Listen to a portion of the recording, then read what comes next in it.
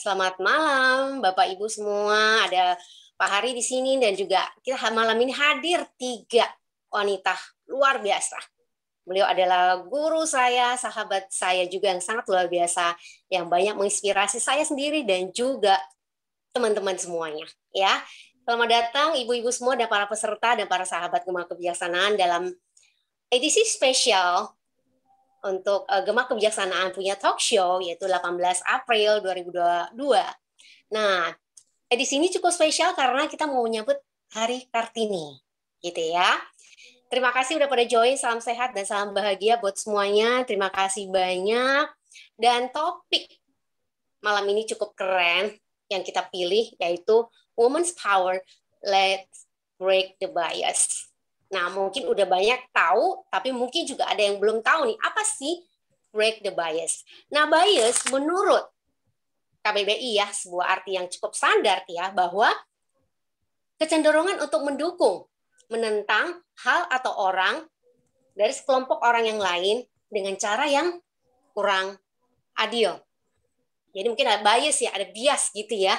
Ada bias yang seharusnya benar, tapi mungkin karena pandangan-pandangan masyarakat gitu ya, jadi merasa kurang adil nih, kurang adil dalam menilai seseorang gitu. Oke, baik. Nah, malam ini mari kita menyapa 3 tamu yang luar biasa, 3 wanita-wanita yang multi peran dalam kehidupannya gitu ya. Itu pertama kita sambut Ibu Dr. Yanti Pusparini, STMM. Nah, saya perkenalkan secara singkat ya. Nah, beliau tuh sebenarnya tuh profilnya tuh sangat-sangat panjang, tapi untuk menyingkat waktu, mohon izin Yuni di sini akan memperkenalkan beliau dengan sangat singkat dan itu merupakan profil beliau sangat-sangat top banget gitu ya. Beliau adalah seorang pengamat digital dan seorang eksekutif director di Indonesia Payment System Association. Nah, mungkin kita tahu ya kalau digital tuh kayak ada dunia cowok gitu kan ya. Nah, ini cewek nih yang berkecimpung nih Ibu nih ya. Jadi satu ada luar biasa nih.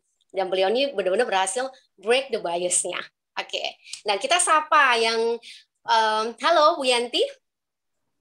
Sehat ya Bu Yanti? Selamat malam. Alhamdulillah. Selamat malam Mbak Yuni, Ibu semuanya, Ibu Silvi. Malam Mbak Yanti. Sehat-sehat. Ini bukan geng rumpis kita ya malam ini ya, tapi spiritnya justru membahas topik yang cukup serius sih. Cukup serius ya. Yuk. Bu, thank you udah cerah banget Bu dengan dengan lipstick pinknya itu cerah banget, keren. Tambah cantik. Oke. Nah, thank you Bu udah bersedia mendukung dan mengisi acara untuk kedua kalinya. Thank you banget ya. Oke, dan mari kita sambut, kita sapa juga pembicaraan kedua yang sangat luar biasa juga, yaitu Ibu Silvi Setiawan. Beliau adalah seorang Direktur Marketing PT Asuransi Sahabat Arta Proteksi. Halo Bu Silvi. Halo Yuni, selamat malam buat semuanya juga. Iya, thank you Bu, selamat malam. Terima kasih udah bersedia nih mendukung acara nih, gitu. Terima kasih juga Bu Yuni sudah diundang. Hari ini pada kayak cantiknya agak-agak spesial, agak luar biasa seperti topik kita malam ini ya, edisi khusus nih ya, wanita Kartini zaman now gitu. Oke, dan pembicara kita yang ketiga ada sahabat saya juga, guru saya juga nih, beliau luar biasa, Dr. Titi Limajatini MM. Beliau adalah seorang ibu rumah tangga akademisi gitu ya, konsultan pajak luar biasa. Selamat malam, Ibu Titi. Oke, selamat malam, Sis Yuni. Terima kasih ya. Terima kasih. Join di hari ini dengan para pembicara yang begitu luar biasa. Sungguh satu kehormatan bagi saya bisa sharing bersama Mbak Yanti, Mbak Silvi di acara spesial hari ini. Ya. Terima kasih Bu Titi. Kita juga saya secara pribadi sih sebenarnya mewakili Gema Kebijaksanaan itu merasa sebuah kebahagiaan dan kehormatan bisa berhasil mengundang 3 sosok wanita inspiratif ini untuk bisa memberikan sharing ya. Semoga bisa menginspirasi lebih banyak wanita-wanita dan tentu itu khususnya ya, secara umum mungkin ya semuanya gitu ya, tanpa kecuali itu merasa terinspirasi, tercerahkan dengan sharing-sharing malam hari ini. Oke, baik. Nah, terus kita akan mulai dulu dengan Bu Yanti. Ya, Bu Yanti kan maksudnya kita akan membawa nih, let's break the bias. Apa sih yang terjadi? Apa sih mungkin ada sesuatu mungkin kecenderungan seperti tadi ya, ada suatu kecenderungan untuk mendukung atau menentang suatu hal atau orang atau kelompok dari yang lain yang dengan cara tidak adil. Mungkin di sini maksudnya ada suatu diskriminasi terhadap perempuan atau gimana itu, Bu Yanti? Mungkin bisa dijelaskan nanti ya, tapi nanti itu tolong simpan dulu ya. Kita akan sedikit ke pribadi beliau dulu nih.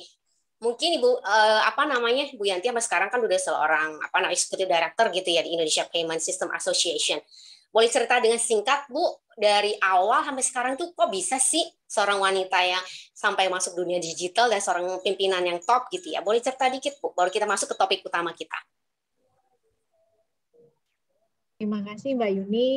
Sebetulnya saya pikir itu agak statementnya itu agak overstatement sih. Jadi pencapaiannya sebetulnya biasa-biasa saja.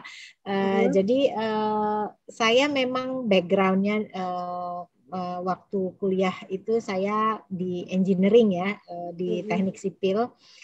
Itu juga pada saat itu di masa itu, kalau sekarang sih rasanya perbedaan atau perlakuan terhadap pria dan wanita mungkin tidak mencolok lah ya di zaman-zaman itu atau zaman sebelum saya kuliah sih. Sebetulnya dari zaman kuliah saya udah terbiasa di lingkungan yang memang lebih banyak atau tidak seimbang lah ya, artinya lebih banyak cowoknya gitu, lebih banyak pria daripada wanita gitu. Saya ingat di angkatan saya di UGM teknik sipil itu hanya sekitar 13 orang satu angkatan dari 100 lah, satu angkatan itu ya. Nah kemudian saya lulus itu juga menyimpang ya, jadi saya mengambil karena waktu itu ada scholarship dari salah satu state owned bank, saya mengambil masternya di finance gitu karena dari state owned banknya mengarahkan ke sana. Dan begitu lulus lagi semangat nih dari belajar bendungan gitu, kemudian belajar ilmu tentang international finance, lagi semangatnya lah belajar itu. Saya selesai pendidikan masuk ke state owned banknya, ditempatkan di divisi IT gitu. Simply because my background di technical engineering ya, lebih ke arah civil engineering gitu. Jadi waktu itu mereka mungkin menganggap semua yang backgroundnya engineering itu sudahlah masuk divisi teknologi gitu. Nah disitulah mulai mungkin kecemplung masuk ke hal-hal yang sifatnya IT gitu ya. Walaupun di awal-awal saya lebih banyak menjembatani antara kebutuhan bisnis dengan bagaimana IT mensupport gitu ya bisnis di perbankan, sampai dengan saat ini areanya yang masih seperti itu, dan merupakan kombinasi sebetulnya antara pemahaman bisnis dengan mungkin pemahaman dari sisi teknologi untuk mensupport bisnis. Kalau dilihat memang lebih banyak ya, kita sekarang itu dari survei terakhir di Asosiasi Fintech Indonesia yang baru dirilis bulan lalu, itu memang menunjukkan bahwa digital talent di Indonesia itu masih kurang ya, karena pertumbuhan industri kita dikaitkan dengan misalnya pertumbuhan industri fintech dan perusahaan-perusahaan berbasis teknologi di Indonesia itu masih membutuhkan digital talent yang sangat besar, tetapi memang belum banyak. Nah kalau itu dipersempit lagi, apalagi yang perempuan gitu ya. Jadi secara keseluruhan aja memang masih ada kebutuhan untuk ada gap untuk menciptakan digital talent ya. Jadi tidak semata-mata orang yang mungkin bisa programming atau apa, tetapi yang memiliki pemahaman cukup, misalnya dikaitkan dengan data science, artificial intelligence, dan berbagai perkembangan teknologi yang terkini gitu ya. Nah ini memang masih kelihatan bahwa Indonesia memiliki gap untuk mengisi digital talent, dan dari situ pun kalau kita drill down, tentu saja komposisi antara pria dan wanita mungkin masih gapnya juga tetap ada. Jadi secara keseluruhan memang ada gap, apalagi kalau diiris lagi antara pria dan wanita misalnya gitu ya. Saya rasa itu. Baik, dan semoga harapannya itu ke depannya nih lebih banyak lagi Bu Yanti Pusparini yang junior-junior gitu ya Bu ya. Nah, ini tentu Masuk saja nih mengisi gap-gap stakeholdersnya tersebut. banyak nih. Kita ada Ibu Titi nih, Ibu Rektor, Ibu Ya, Wakil beliau juga bisa. Rektor. Mungkin dikaitkan dengan kurikulum-kurikulum pendidikan ya. Maksudnya program-program kita juga mengharapkan bahwa ke depannya tentu saja pengembangan di sisi pendidikan itu juga mendorong ke arah terciptanya lebih banyak digital talent di Indonesia, karena itu masa depan ya, masa depan perkembangan dunia ke depan akan mengarah ke situ, sehingga kita berharap banyak juga. Ya, baik, setuju Bu. Ya nanti semoga lebih banyak lagi yang mengisi gap-gap tersebut sehingga gapnya ya sekecil mungkin gitu ya. Oke. Baik, sekarang ini luar biasa kita beralih kepada pembicaraan kedua nih Ibu Silvi. Ibu Silvi sekarang seorang direktur di sebuah perusahaan asuransi. Gimana Ibu? Dari awal sampai sekarang tuh mungkin udah karir sekian puluh tahun tuh bisa mencapai posisi yang tinggi ini, itu gimana sih gitu loh. Ya mungkin barangkali sering didominasi oleh kaum-kaum laki gitu ya. Nah itu bagaimana nih Bu Silvi, boleh sharing sedikit? Boleh, malam Bu Yuni dan ibu-ibu yang lainnya. Jadi memang saya kebetulan berkarir ya di bidang asuransi itu sejak lulus. Jadi memang kalau dihitung saya sudah join selama 33 tahun. Wow. Untuk industri di asuransi ya, memang kesempatan wanita itu ada. Jadi tidak terlalu kelihatan monopoli di pria. Tetapi memang sangat sedikit ya, sangat sedikit sekali wanita memang yang duduk untuk di posisi eksekutif. Saya juga pernah meneliti ya, disertasi saya adalah apakah ada pengaruh yang signifikan ya dengan kedudukan BOD wanita di posisi eksekutif ya. Dan ternyata memang cukup signifikan ya, hasilnya adalah signifikan ya, tapi memang khusus untuk misalnya posisi-posisi tertentu gitu loh. Jadi mungkin yang berkaitan dengan uang, yang berkaitan dengan audit, yang berkaitan dengan ketelitian. Jadi memang ini saya bahas sekilas ya, karena memang ini topiknya wanita dan saya dulu meneliti untuk hal tersebut. Jadi balik lagi ke dunia saya adalah memang background saya ekonomi, beda dengan Ibu Yanti ya. Jadi memang saya terus menekuni ekonomi, tetapi ternyata cocoknya malah marketing. Jadi dahulu memang sejak dari dahulu saya mendalami marketing. Mungkin kalau saya balik ke ekonomi dengan hitung-hitungan mungkin nggak balance ya. Kalau saya bikin neraca mungkin bisa nggak balance tuh. Jadi posisi kanan sama kiri ya. Jadi balik lagi saya menyukai dunia marketing ya, dan kenapa saya bisa sampai sekarang. Saya selalu berprinsip adalah saya memulai karir itu benar-benar dari bawah. Jadi benar-benar dari level staff ya. Saya selalu punya prinsip bahwa apapun yang diberikan oleh atasan saya pasti bisa melakukan itu dengan baik. Dan tentunya balik lagi, pasti kita punya pribadi masing-masing ya, dengan kesiapannya. Tentu saya banyak belajar pasti ya. Jadi supaya bisa bicara, pasti saya ilmu asuransi harus saya kuasai dulu. Dan saya tidak malas sih saat itu ya. Mungkin kalau sekarang suruh belajar lagi otaknya udah beku kali ya. Satu kalimat mungkin harus dibaca berulang-ulang baru bisa hafal ya. Tapi saat dulu saya rajin untuk belajar ya. Jadi memang saya mengambil kursus-kursus yang berkaitan dan bersertifikat tentang asuransi. Jadi cukup belajar, banyak baca buku ya. Dan yang pasti adalah saya selalu mengerjakan tugas itu dengan hati yang senang, bahwa saya selalu berprinsip company saya itu adalah belongs milik saya ya. Jadi milik saya, sehingga saya mengerjakan apapun ya dengan senang hati dan selalu dengan senyum. Terima kasih Bu. Mantap, setuju banget. Jadi ini jadi teringat bahwa ada kata-kata yang pernah kita baca, love what you do and do what you love. Ini mungkin menjadi Bu Silvi ya. Nah, prinsip orang harusnya seperti itu. Jadi kita menikmati, ya mungkin capek ya, capek hati barangkali, capek fisik, tapi kita senang yang kita kerjakan, dunia kita senang ya. Love what you do what you love. Setuju banget. Baik, thank you. Nah, sekarang kita akan beralih ke Ibu Titi nih, ada seorang wakil rektor, dosen konsultan pajak, ibu rumah tangga, dan pokoknya multi peran deh. Silakan nih sahabat saya nih untuk bisa sharing. sharing bagaimana Sis Ya, Yuni, gimana nih maksudnya ya sama bagaimana kayak bisa sebelumnya sampai saat nih. ini gitu. Nah, bisa sekarang jadi wakil rektor tuh gimana, seorang dosen gimana, multi peran gitu loh. Itu kan tidak mudah ya, bagi waktu dan lain sebagainya, capek dan apa segala. Terus perjuangan itu sampai top gini loh, masa posisi sekarang itu gimana jatuh bangunnya seperti itu. Ya. Jadi untuk mencapai sampai saat ini tentu banyak proses ya. Awalnya saya juga seorang profesional, saya akuntan gitu, kerja di satu perusahaan, di grup perusahaan. Nah, kebetulan karena saya backgroundnya finance, saya senang juga dunia finance gitu. Jadi ada yayasan perkumpulan ya di Tangerang yang meminta saya membantu. Jadi pada saat itu sebenarnya saya membantu saja menjadi volunteer ya untuk bidang finance keuangan. Nah, tapi karena kemudian saya juga kuliah S2 ya. Nah, itu saya diminta menjadi dosen. Nah, dari situ baru mulai belajar mengajar. Rupanya mengajar itu asik gitu ya. Di samping profesi sebagai akuntan, di satu sisi praktisi yang pengalaman di pekerjaan itu kita bisa sharing kepada para mahasiswa. Jadi itu menjadi satu keasikan sendiri ya. Jadi saya akhirnya senang mengajar gitu.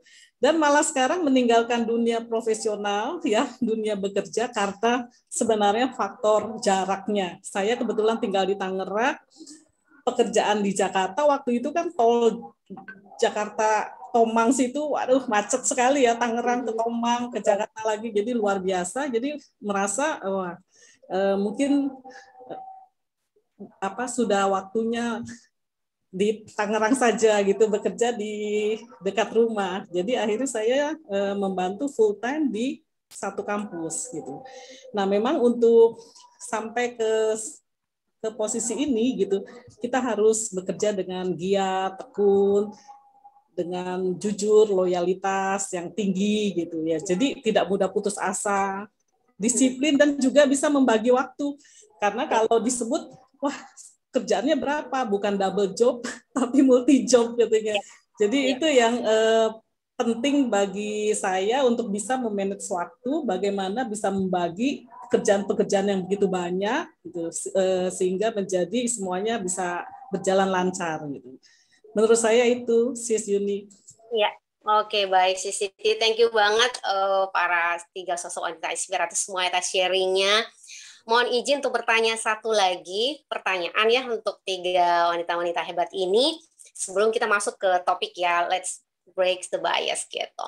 Nah, kita balik lagi ke Ibu Yanti. Bu Yanti kan pasti multi peran ya dengan peran ini dan itu A sampai Z atau A sampai D. Barangkali itu sikap mental apa yang diperlukan begitu Bu Yanti? Maksudnya untuk ya termasuk bagi waktu ya. Mungkin capek gitu kan. Gimana tetap tangguh di masa-masa yang mungkin banyak stres ya, tekanan dan lain sebagainya, itu mental sikap apa yang harus dimiliki oleh setiap orang untuk bisa tetap, ya orang bilang resilience ya, bisa tetap positif dan tetap tangguh gitu loh Bu, untuk ya di keluarga iya, di mungkin komunitas iya, di dunia karir atau bisnis ya tetap bisa kerjakan semua dengan baik gitu Bu Yanti. Ya, mungkin saya personally akan melihatnya tergantung juga yang paling penting kita miliki itu sebetulnya motivasi gitu ya. Dan motivasi untuk bisa mendeliver our best itu berdasarkan prinsip bahwa sebaik-baiknya manusia itu adalah yang memberi manfaat gitu ya. Jadi kalau kita bisa memberi manfaat lebih luas gitu, dengan sendirinya kita akan memacu diri untuk bisa mendeliver gitu. Jadi prinsip dasarnya adalah yakinkan bahwa kita punya deliverables, karena saya kadang-kadang juga melihat ada gitu ya orang-orang yang sekedar melakukan sesuatu tugas pekerjaannya gitu kan, sekedar melakukan tetapi mungkin tidak fokus kepada deliverables itu sendiri gitu, apakah itu meet the expectation gitu ya, kalau bisa kan kita beyond the expectation gitu. Nah ini yang selalu menurut saya sikap mental ya yang penting kita miliki gitu, bahwa kalau kita melakukan sesuatu dan kita bisa mendeliver dengan baik gitu, itu memberi manfaat yang lebih luas, tentu saja akan menjadi hal yang sifatnya kontributif gitu, sehingga kita bisa berkontribusi untuk lebih banyak. Dan kalau udah makin tua ya jadi kalau udah di level-level tertentu, kadang-kadang saya juga melihat motivasi itu tidak melulu misalnya diukur dari karir ya, jabatan gitu kan, atau kompensasi dan benefit yang diterima, tetapi bisa juga dalam bentuk bahwa kita berkontribusi tadi, jadi semacam spirit untuk paid forward gitu ya. Kalau saya merasa di masa saya sekolah gitu ya, saya mendapatkan banyak kemudahan. Pertama di zaman itu saya ingat kuliah kalau nggak salah cuma 120.000 ya, nggak tahu nih Bu Titi sekarang berapa bayar kuliah swasta. Cuma 120.000 satu semester gitu ya. Kemudian dapat scholarship gitu, dan itu rasanya akses ke pendidikan mudah sekali gitu ya, dan itulah yang buat saya tertarik sebetulnya untuk mengajar misalnya ya, mulai ikut-ikut mengajar atau mengisi forum-forum, artinya paid forward buat supaya bisa memberikan manfaat yang lebih luas ya.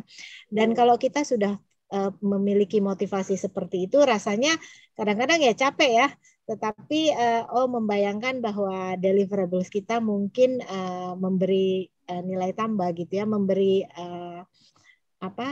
nilai meaningful lah buat orang lain, buat sebagai ini, rasanya itu bisa mengalahkan beberapa misalnya capek atau keluhan under pressure dan sebagainya, stres itu mungkin balikan lagi ke motivasi awal untuk deliver, selalu deliver dan juga mendeliver apa yang ini dan bisa memberikan manfaat untuk lebih banyak orang.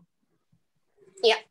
Baik, wah ya gimana ceritanya, balik lagi ke giving back to society lagi ya Bu, berbagi untuk banyak orang sehingga kita hidup itu lebih penuh makna gitu ya, merasa lebih punya arti gitu loh maksudnya ya.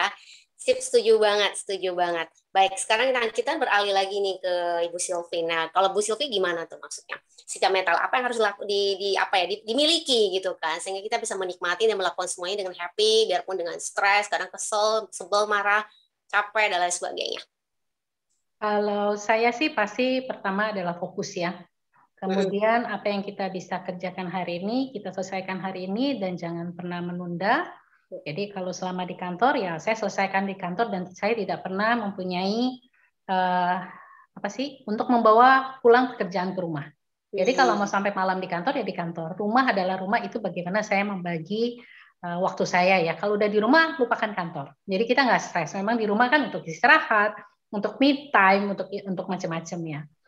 Dan saya selalu mempunyai prinsip bahwa bekerjalah dengan benar, bukan dengan baik.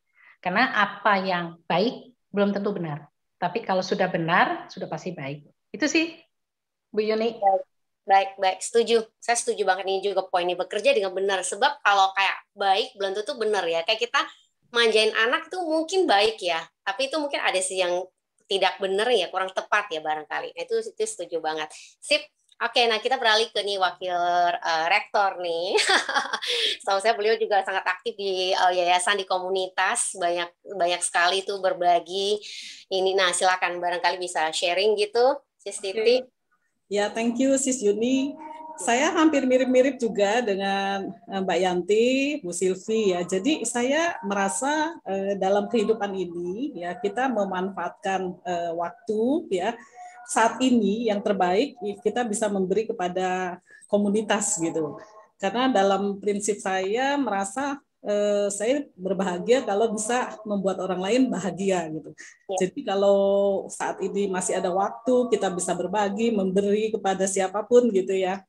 Baik dalam waktu, bukan hanya materi ya, waktu, tenaga, pikiran gitu, kayaknya merasa senang saja gitu.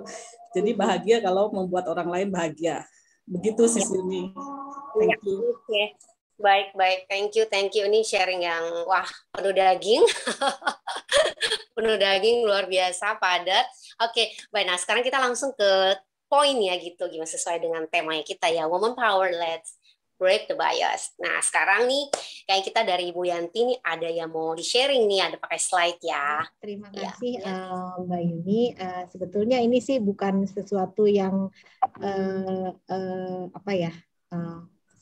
Ini saya hanya mengangkat beberapa beberapa isu gitu ya yang mungkin sering kita jumpai dan terkait dengan bias khususnya untuk kita sebagai wanita gitu ya. Jadi saya siapkan sedikit ini tadi pagi. Jadi ada beberapa sih yang saya lihat gitu ya. Ini sebetulnya ada beberapa hal. Bias yang pertama ini mungkin sebagian gitu ya. Ada yang menganggap bahwa we are women make bad leaders because women don't take a risk gitu. Jadi ada beberapa, ini salah satu bias yang saya pikir cukup sering gitu ya, di mana kita dianggap bukan pemimpin yang baik gitu, pemimpin yang bagus. Karena kita cenderung perempuan gitu ya, cenderung menghindari resiko gitu. Jadi istilahnya pilih jalan aman gitu ya. Padahal di dalam dunia pekerjaan saat ini dan perusahaan misalnya ya, bahwa setiap perusahaan itu pasti membutuhkan pengambilan decision, pengambilan keputusan yang juga terkait dengan risiko gitu kan. Istilahnya no pain no gain. Nah, ini sering menghambat gitu ya, menghambat pada saat orang kayak tadi Bu Silvi menyinggung disertasinya meneliti gitu ya, terutama untuk di posisi-posisi eksekutif ataukah leaders gitu, mungkin komposisi wanita itu masih relatively very low gitu. Nah, kalau memang bias seperti ini terjadi gitu kan, sebetulnya kalau ada area-area tertentu ya yang mungkin dari penelitian-penelitian menunjukkan bahwa justru wanita sebetulnya memiliki beberapa kekuatan, keunggulan gitu ya. Misalnya dalam hal karena kita biasa multitasking gitu ya, jadi sebetulnya wanita itu juga dalam pengambilan keputusan bisa memasukkan atau apa ya, incorporated so many factors gitu ya, dan itu tidak mengganggu justifikasi pengambilan keputusan tersebut.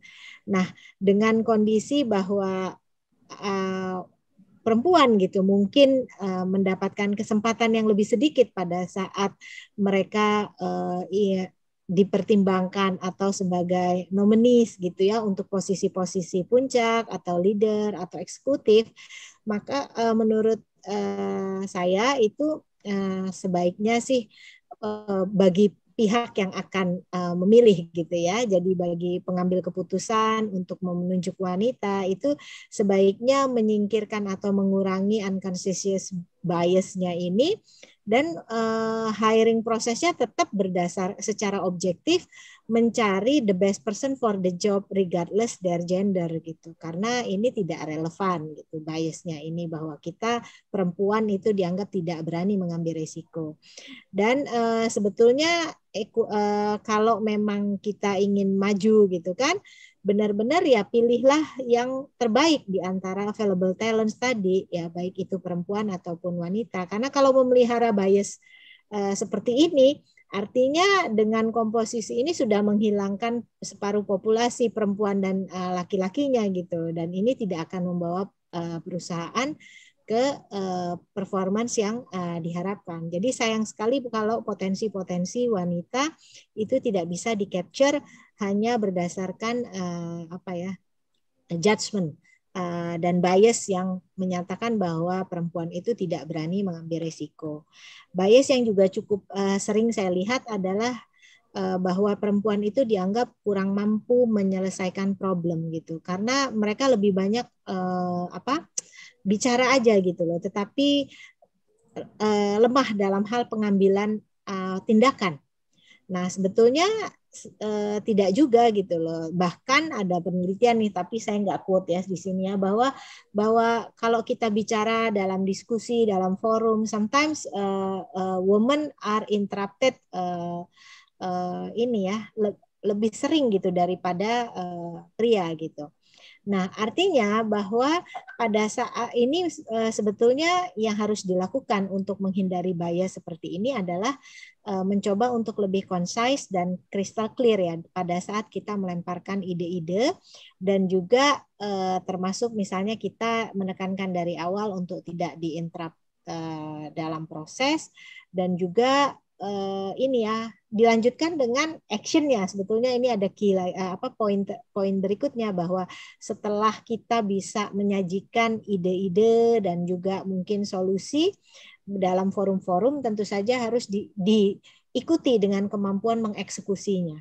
Dan menurut saya itu tidak ada hubungan dengan gender sih sebetulnya. Ya.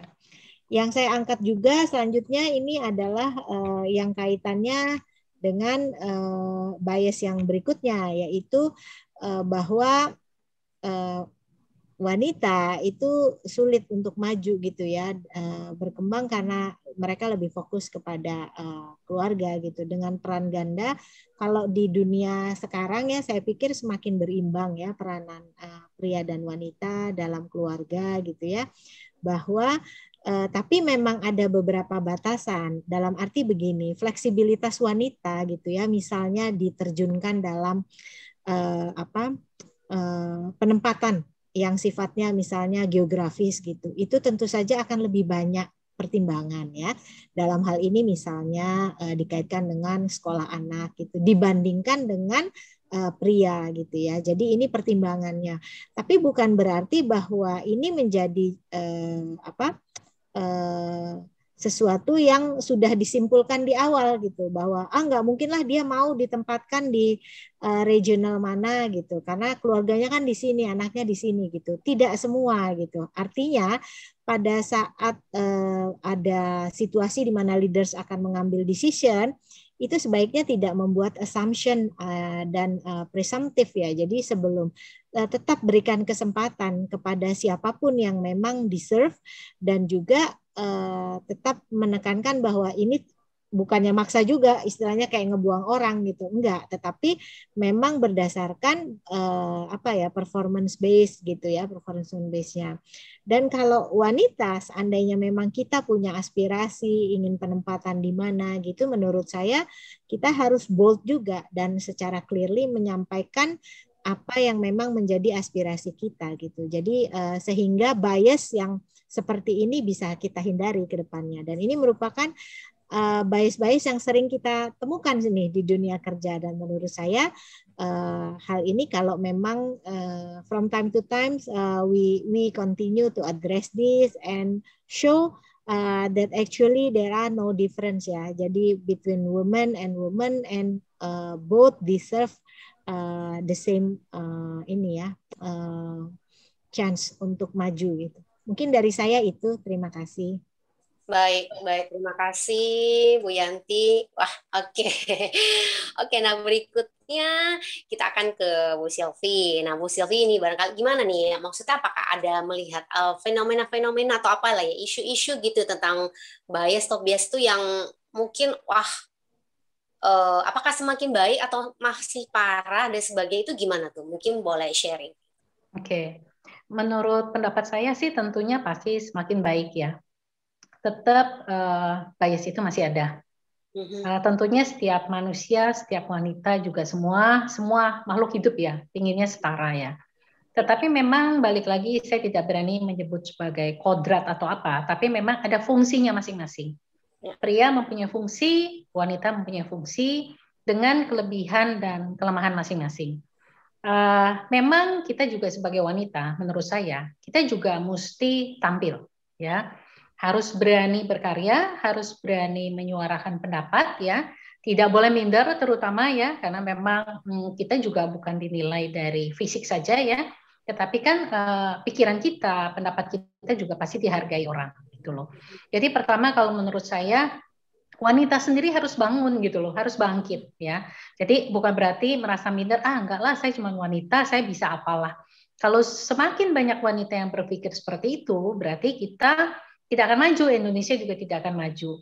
Tapi sekarang kalau saya lihat mulai pada melihat ya, ternyata para wanita tuh bisa maju gitu dalam semua bidang apapun ya. Jadi ya Mungkin kalau itu sih pendapat saya ya, dan tentunya kembali lagi bahwa seorang wanita itu harus menonjolkan pribadinya, tentunya dengan akhlaknya yang baik ya, dengan kepribadian yang baik, dan pasti saya pikir bahwa nanti semua teman-teman rekan kita pria juga dia akan merespek. Cuman kalau kita selalu minder terus ya pasti dunia nggak akan menerima kita gitu. Jadi kita harus berani menyuarakan pendapat kita. Itu sih Bu Yuni. Ya, harus berani. Tapi saya setuju dengan tadi pembicaraan dari Bu Yanti, sangat bagus Bu. Saya juga sepakat ya dengan contoh-contoh dari Bu Yanti ya, dari tiga contoh itu memang itulah yang terjadi di masyarakat. Ya, betul, setuju banget. Jadi kita harus berani lebih bold, berani dan lebih pede gitu ya, percaya diri. Nah, percaya diri itu kan istilahnya ente tuh cantik kalau dengan udah percaya diri gitu ya, dan berani menyuarakan gitu lah ya aspirasi, terus ya go for it gitu loh, jangan takut gitu ya. Berani salah Bu Yuni, sama satu lagi berani salah, nggak apa-apa, dari salah kita belajar. Iya, itu dia tuh. Sebabnya seringkali tuh orang tuh, aduh saya takut salah nih, dia tidak berani melangkah gitu ya, tidak berani membuat keputusan. Nah itu udah kayak ngeblocking hampir semuanya gitu ya. Oke, baik. Wah, bagus banget nih. Nah, sekarang kita beralih ke Sis Titi nih. Silakan Sis Titi, gimana? Sis Yuni, mungkin saya mau sampaikan isu-isu gender ya di bidang pendidikan. Mungkin ini merupakan salah satu bias di bidang pendidikan ya. Jadi pertama itu jumlah perempuan wanita yang menyandang buta aksara ya 2 kali lebih besar dari laki-laki saat ini ya. Kemudian makin tinggi tingkat pendidikan itu makin kecil partisipasi perempuan dibanding laki-laki saat ini ya. Kemudian tingkat pendidikan tertinggi yang ditamatkan wanita itu lebih rendah dibanding laki-laki. Mungkin saat ini banyak wanita yang sudah PhD, dokter ya, tapi dibanding laki-laki masih kalah ya. Sepertinya seperti itu ya. Terus masih terjadi gejala segregasi gender gitu dalam pemilihan jurusan dan program studi di SMU, SMK, juga perguruan tinggi. Yang eksak itu banyak yang laki-laki. Nah, Mbak Yanti sendiri mungkin di science ya, itu yang wanita lebih sedikit gitu. Biasa laki-laki lebih banyak. Kemudian kelanjutan studi bagi anak ya, bila dananya terbatas, maka yang mendapat prioritas adalah anak laki-laki. Meskipun prestasinya bisa saja lebih rendah dari anak yang wanita. Berarti laki-laki lebih diprioritaskan.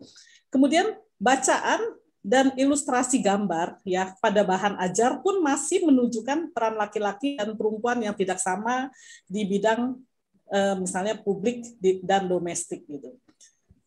Kemudian rendahnya keterwakilan perempuan dalam jabatan struktural serta pemahaman para pengelola dalam pelaksana pendidikan yang masih terbatas ya. Mungkin saat ini banyak rektor ya, dekan, prodi juga yang wanita, tapi tetap masih lebih banyak laki-laki. Kemudian keterwakilan perempuan dalam jabatan fungsional masih kurang. Seperti tadi Mbak Yanti, mungkin kurikulum nanti digital ya lebih banyak. Tapi memang yang pengembang kurikulum itu wanita sedikit gitu. Peneliti lebih sedikit dan profesor yang wanita pun lebih sedikit. Itu yang saya mau sampaikan bahwa masih ada bias-bias di bidang pendidikan. Tapi saya rasa dengan saat ini wanita zaman now ya, wanita Indonesia dan dunia, di mana wanita itu multitalenta dan multitasking. Multitalenta artinya mempunyai banyak bakat dan multitasking ya. Jadi menjalankan tugas ganda lebih dari satu aktivitas dalam waktu yang bersamaan. Jadi saya rasa ke depannya memang bias-bias ini akan berkurang gitu. Menurut saya seperti itu, Sis Yuni. Ya, amin ya, harapannya seperti itu ya Sis Titi. Baik, oke. Ya mungkin di banyak lini atau ranah gitu ya, partisipasi wanita tuh saya setuju banget. Mungkin masih sangat sepakat ya, masih sangat minim ya. Mungkin di pemerintahan, di jabatan struktural gitu, dan ya mungkin di perusahaan itu relatif itu perempuan tuh mungkin masih sangat sedikit ya, mungkin baru 10-20% bahkan gitu ya. Kayak di kabinet aja saya dengar kalau nggak salah itu udah cuma 30% ya. Tapi itu tampaknya udah membaik ya begitu. Nah, saya pernah baca satu artikel bahwa wanita itu sebenarnya mengerjakan 2/3 pekerjaan. 2/3. Berarti laki-laki itu cuma 1/3. Namun ironinya itu perempuan mendapatkan kompensasi honor yang lebih kecil daripada laki-laki. Seperti itu kan, aduh kayak gimana, nggak adil banget gitu ya. Kayak kita tuh, aduh kita mau berontak deh, nggak terima gitu ya. Nah, berkaca dari ini, balik lagi ke, mungkin sanggup ke Sis Titi aja. Ini apa yang harus kita lakukan nih? Biar bisa ya kita tekan, kita break the bias gitu seminimalisir mungkin, dan ya sekecil mungkin deh apa yang harus dilakukan dari kita sendiri, atau mungkin gimana kita ngedukasi generasi lebih muda, apa yang harus dilakukan nih gitu, biar ya wanita tuh semakin setaraan gendernya tuh semakin ya berimbang ya, atau semakin terangkat posisinya gitu. Ya. Kalau menurut saya wanita itu nanti pendidikannya harus lebih tinggi, jadi terus mengutamakan untuk pendidikan ya. Jadi tidak putus sekolah masih di tingkat menengah ataupun tingkat atas, tapi dia terus meneruskan pendidikannya. Kemudian seorang wanita itu perlu pantang menyerah ya. Seperti Kartini mengatakan, jangan pernah menyerah jika kamu ingin mencoba gitu. Jangan biarkan penyesalan datang karena kamu selangkah lagi untuk menang. Jadi kita juga selalu nih setiap hari Kartini selalu ingat kata-kata Kartini.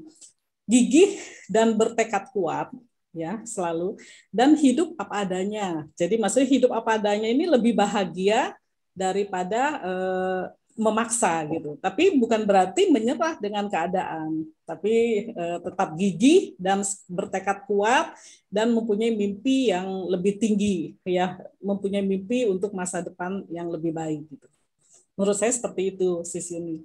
Oh ya, oke, baik. Saya setuju banget. Dari sisi pendidikan, memang kalau semakin tinggi pendidikan ya di sini seorang perempuan ya atau wanita, itu otomatis akan mungkin ya dari status atau ya posisi lah ya, akan orang lebih respect ya, lebih menganggap ya. Apalagi seorang ibu kan bakal nanti juga akan mengasuh anak-anak gitu ya, dan perlu untuk ibu yang cerdas, yang pinter gitu untuk mengedukasi, mengajari, ngedidik anaknya juga.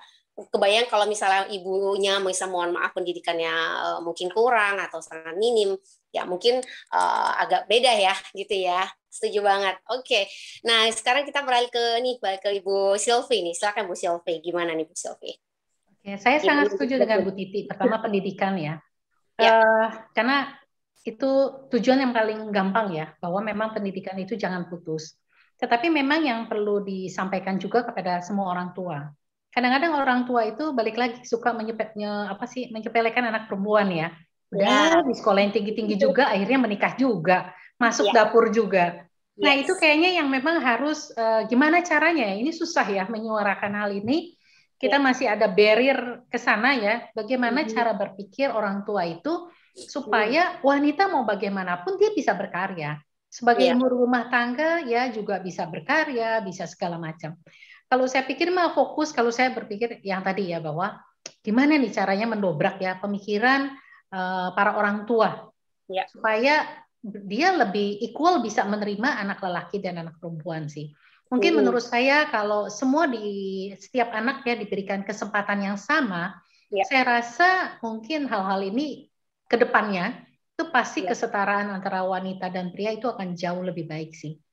Dan kedua, memang seorang wanita juga harus punya mental yang kuat ya, tidak pantang menyerah, dan jangan selalu menganggap bahwa aduh dia cowok, biarlah dia punya posisi yang lebih baik ya, pasti semua orang memperhatikan. Menurut saya enggak kok.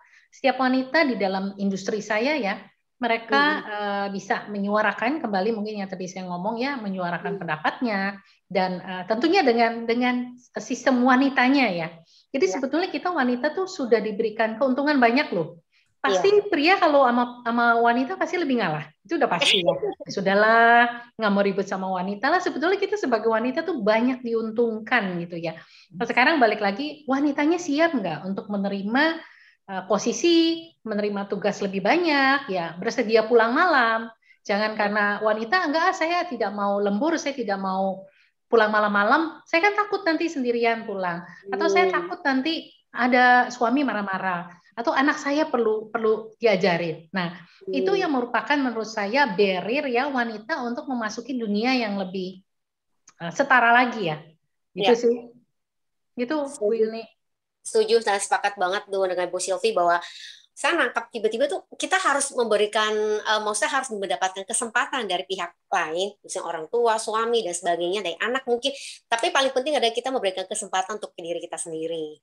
Itu kayak tadi kan misalnya, oh sudah malam nih saya nggak berani pulang sendiri. Tapi kalau misalnya kita kasih kesempatan buat diri sendiri, oh saya beranilah, nggak apa-apa kok, saya coba, saya pemberani, saya nggak masalah gitu kan. Itu kan memberikan kesempatan buat diri sendiri ya, yang istilahnya tidak akan bisa dihalangi oleh orang lain kalau kita emang mau gitu ya. Itu kesempatan buat diri sendiri. Itu menciptakan kesempatan buat diri sendiri. Saya setuju banget itu, perlu digarisbawahi.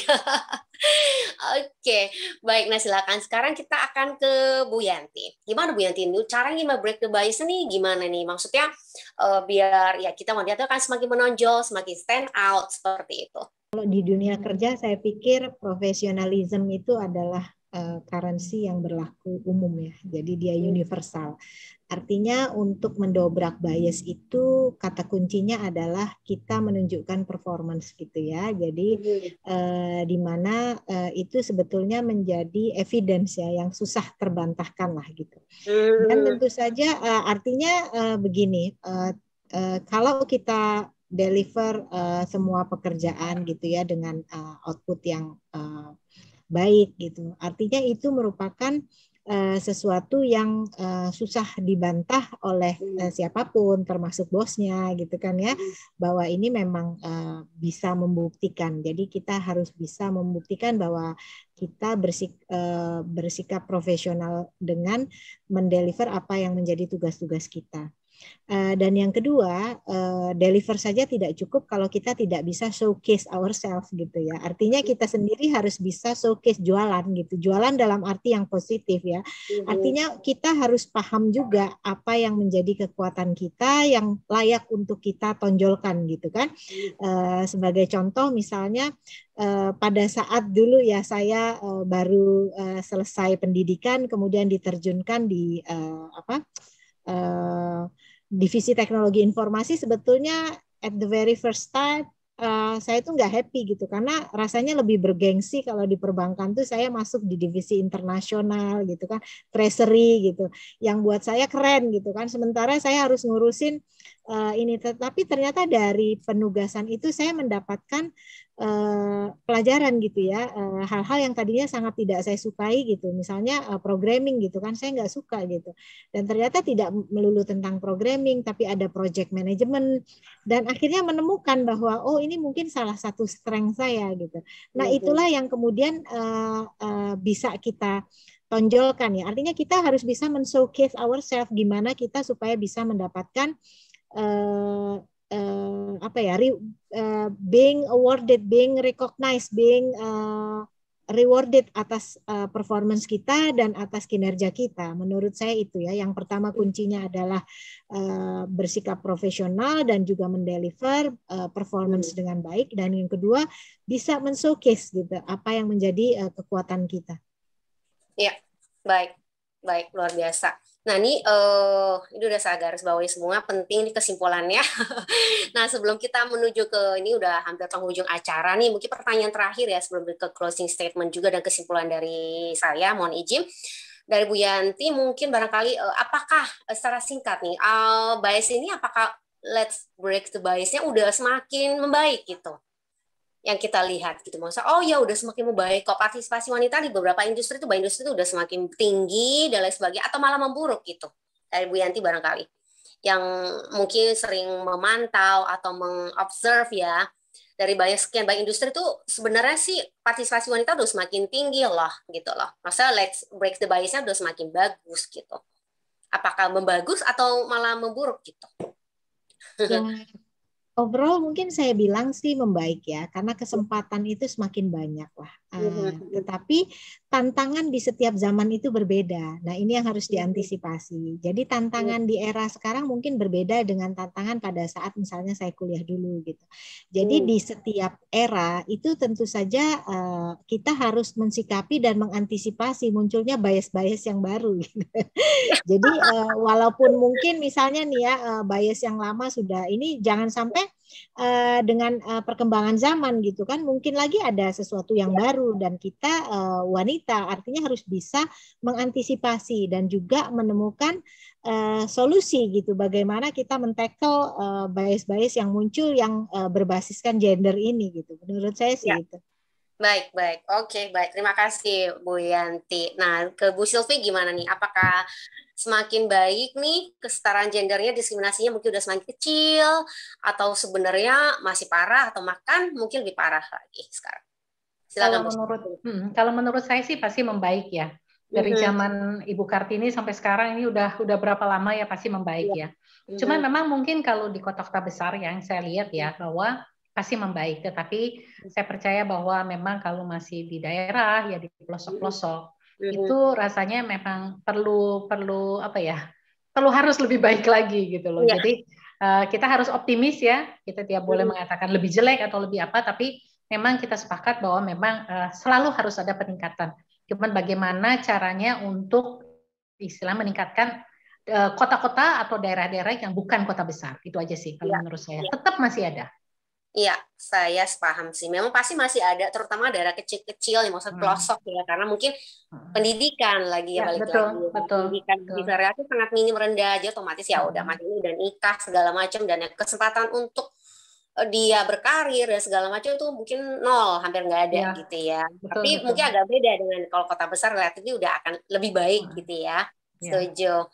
Baik. Nah, sekarang kita ke Sis Titi. Gimana pandangan Sis Titi? Apa udah? Oh ya, betul. Udah ikut happy nih, semakin baik nih, atau bagaimana nih? Atau ternyata masih begitu aja? Kalau sejak zaman Kartini tadi yang seperti Bu Sylvie sampaikan, jadi memang udah banyak berubah dari sisi pendidikan, dari sisi politik ya, di ruang publik. Peran wanita itu udah makin banyak gitu ya. Jadi sudah banyak jauh berubah dibanding dulu. Cuma tantangannya tetap ada nih, seperti Yanti. Jadi saat ini kan perkembangan teknologi digital itu makin luar biasa ya. Cepat sekali perkembangan teknologi. Nah, ini yang wanita yang harus terus juga, jangan sampai ketinggalan. Karena yang saya lihat mungkin merasa kalau teknologi digital itu laki-laki yang lebih piawai gitu dibanding wanita. Nah, wanita ini jangan sampai ketinggalan. Jadi menguasai juga teknologi, jadi terus belajar. Menurut saya itu satu tantangan juga. Nanti ada bias lagi di teknologi gitu. Iya, gitu ya, betul-betul. Saya setuju. Yang penting kita bisa gimana minimalisir gitu ya, dan mengantisipasi, baik lagi seperti kata Bu Yanti. Ya. Baik, oke. Nah sebelum tutup gitu ya, mohon izin dari 3 pembicara yang luar biasa nih, kasih ada sedikit closing statement gitu, pesan-pesan yang menginspiratif gitu kan untuk teman-teman pendengar semuanya gitu, sahabat Gema Kebijaksanaan. Silakan Sis Titi. Ya, jadi menurut saya para wanita yang ada di Indonesia dan di dunia terus semangat ya, tidak ada kata tidak bisa. Terus belajar untuk mencapai masa depan yang lebih baik. Terima kasih. Baik, wah singkat tepat padat ya. Oke, baik. Oke, terima kasih. Kita ke Bu Sylvie. Silakan Bu Sylvie dengan closing statement-nya. Baik, terima kasih. Pertama, seorang wanita itu pertama harus mencintai dirinya sendiri ya, dan menerima apapun kita semua ciptaan Tuhan dengan kelebihan dan kekurangan kita. Dan kita harus pede bahwa kita harus berani menyuarakan apa keinginan kita, apa pikiran kita. Jadi harus tetap semangat dan jangan pernah minder sama pria. Itu aja.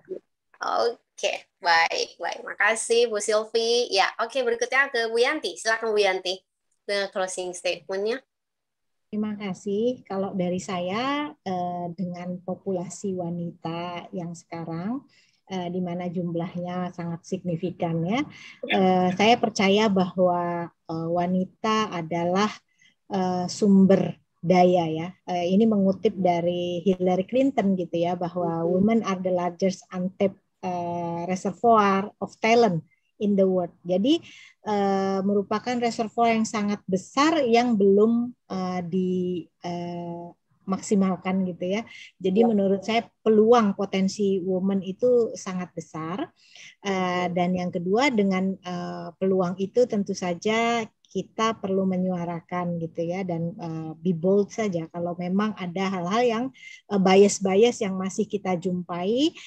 Menurut hemat saya kita tetap suarakan gitu, bahwa woman empowerment is one of the key to bring the world to better situation lah, karena kekuatan dan potensi woman perempuan yang sangat besar. Ya, baik. Setuju banget, sangat paham nih, karena memang populasi wanita itu relatif lebih banyak daripada pria gitu kan. Dan sehingga wanita itu sebenarnya masih, tapi satu sisi itu karena lebih banyak populasinya, tapi kesempatannya untuk berkiprah gitu ya di industri manapun tuh relatif lebih kecil daripada pria gitu kan. Sehingga sebenarnya masih ada banyak gap yang cukup besar, dan tapi di sisi lain juga masih banyak kesempatan ya. Kita bisa untuk nyemplung gitu sebagai wanita, untuk nyemplung ya, untuk berkembang di situ gitu ya. Masih banyak kesempatan. Baik, nah ini saya lihat tadi saya udah mencatat nih ada beberapa kesimpulan nih sebelum kita tutup dari para ibu di sini gitu ya.